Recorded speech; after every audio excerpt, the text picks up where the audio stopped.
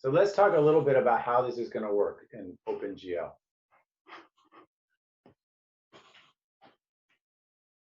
So at the top level, we're going to just pass our UV coordinates into OpenGL. Now, this is old style OpenGL. We'll come to the WebGL in a moment, but it's easier to put on a single slide. Here's our vertices that we've been passing so far.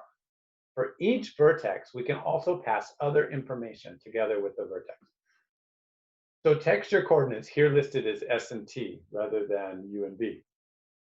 Texture coordinates can be passed for each vertex.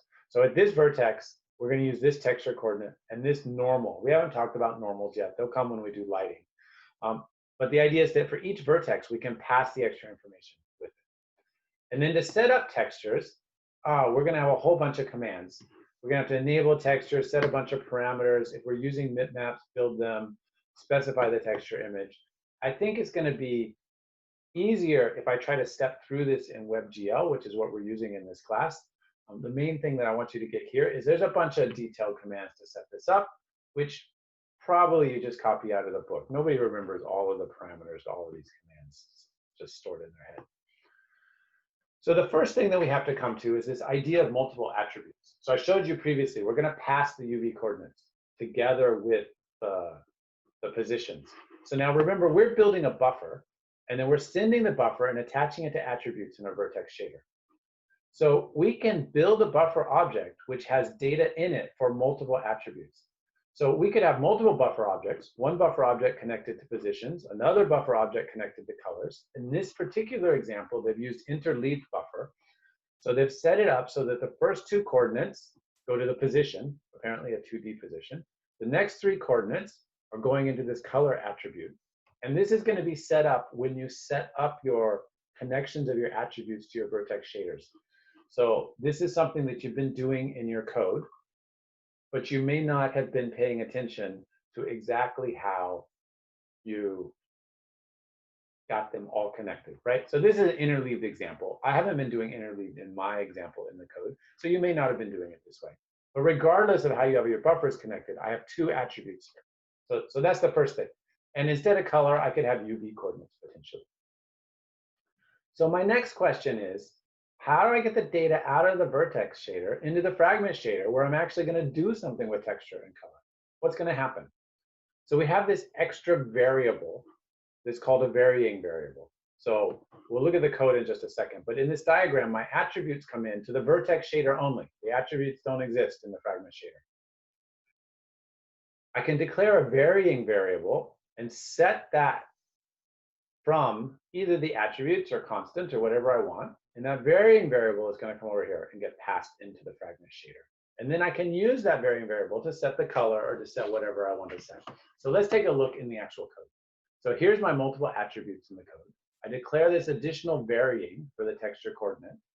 And in this case, my vertex shader is just taking the attribute texture coordinate and sticking it into the varying texture coordinate. Now remember, there's going to be interpolation happening before it shows up here in the fragment shader. But in my fragment shader, I'm just going to declare the same varying texture coordinate, and I'm going to have access to it. I have an additional variable here, this uniform 2D sampler 2D. This is your texture. It's called a sampler 2D because you can also have 3D, and you can also have cube maps, and you can have a variety of different things. But a sampler 2D is what we're thinking of as a texture so far in this class. So this is the texture itself. This is the texture coordinates. This thing is uniform because we're using the same texture for all the pixels on the triangle that we're rendering. We're going to finally set our color as a texture lookup. So this texture 2D function says, go look up in texture memory. This says which texture I'm looking up in, and this says which coordinates I'm trying to look up. And there will have been a bunch of options set to say how this is happening. Is this supposed to happen with a bitmap? Is it supposed to happen with bilinear filtering? From my fragment shader point of view, I just call this. But from my setup point of view, I would have set up some things to control how this texture lookup is going to occur. Okay, let's take a look at the JavaScript side instead of the shader side. So these are all examples out of the book, by the way, so you can get them. So the first thing is we have to load some image from the web page, right? So we're going to have our image is a JavaScript class. We're going to load it from a web page. And it turns out loading from a web server could be slow. You could be loading your texture off of a web server in Kazakhstan, and they may not have a real internet connection, or your house may not have a real internet connection. And it's going to be slow. So we're setting up a callback function. So this is saying that when the loading is complete, please go call this function. So why do we have to do that? If our code was just running and we just say image source, and then next thing we do, we try to link it to the texture, it's not going to work because it hasn't loaded yet. So we have to wait for the load to happen before we can do all the texture. So we have to set up this callback. You'll be able to just mimic exactly the way the Bookscout is set up.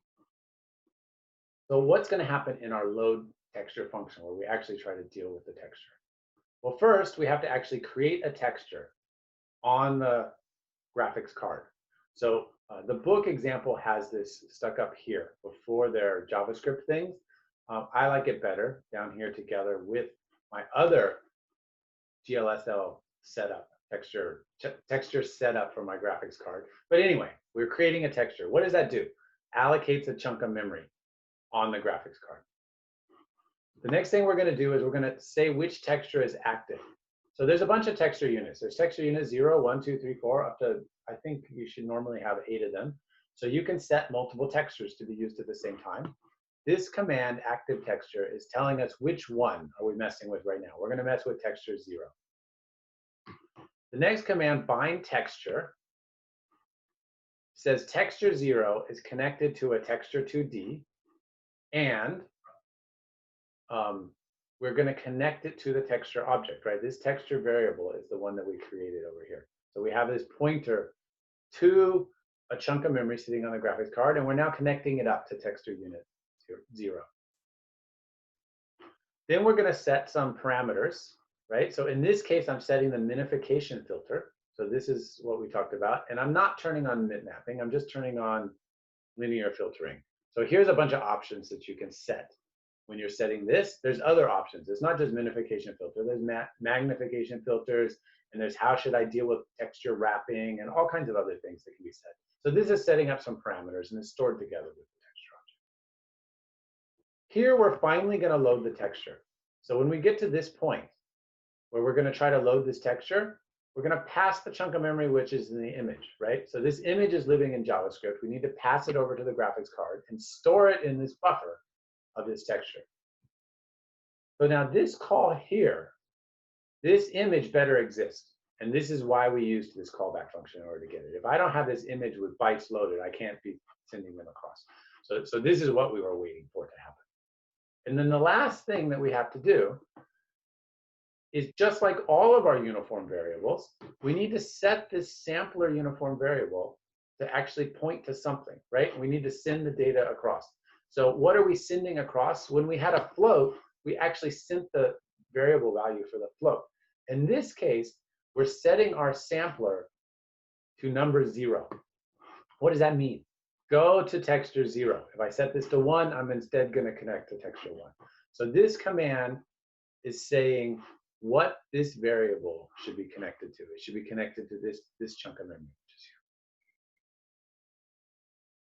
So where's this uSampler used? Remember, we had the uSampler over here in our fragment shader, right? So now we've got it connected. Our fragment shader can get it, and it can actually look up things from texture, which is living on the graphics card. All of this blue is on the graphics card. So the texture lives on the graphics card.